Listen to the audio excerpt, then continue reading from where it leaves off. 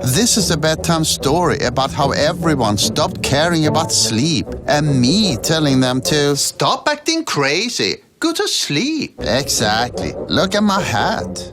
It starts online where I directly told people who were still up late watching YouTube to go sleep.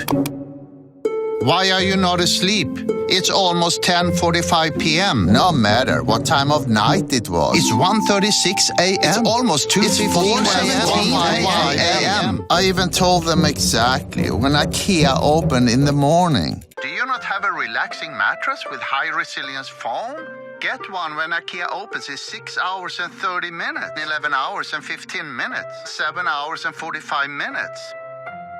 All kinds of video categories were targeted, like cat videos and cooking and football, both kinds, targeting everyone watching the Super Bowl and UEFA Champions League. More cat videos, more cooking videos, go sleep. Next chapter, tweets. People were impressed and freaked out at how I knew exactly what time they were doing whatever and where. They said things like, IKEA knows I have insomnia and a shitty mattress. And I got scared and laughed out loud at the same time.